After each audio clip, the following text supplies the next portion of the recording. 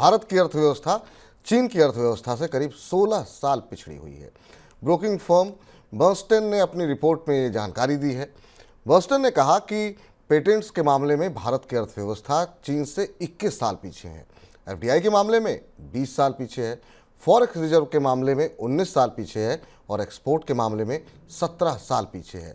इसी तरह प्रति व्यक्ति आय के मामले में भारत 15 साल पीछे है और निजी खपत के मामले में चीन से 13 साल पीछे है।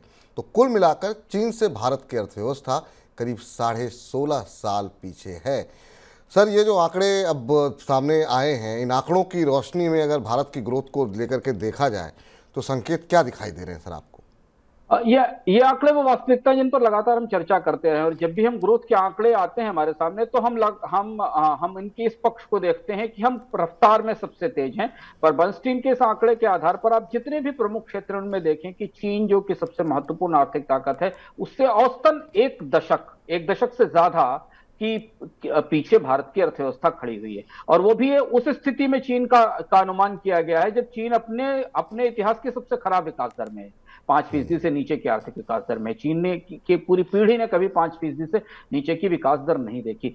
ये आंकड़ा, बर्नस्टीन का आंकड़ा, हमारे सामने एक सही आईना रखता है और हमें बताता है कि भारतीय अर्थव्यवस्था के नियामकों को और सरकारों को नीतियों को कैसे बनाना चाहिए। इसमें सबसे महत्वपूर्ण और गंभीर बात जिसको समझना है वो पेटेंट को लेकर है। इस पर हमने चर्चा भी की, अभी हाल में इकोनॉमिकम में भी विस्तार से इस बात पर चर्चा की कि भारतीय अर्थव्यवस्था की सबसे बड़ी चुनौतियों में से बड़ी चुनौती फार्मास्यूटिकल है, जहां पेटेंट की जरूरत है।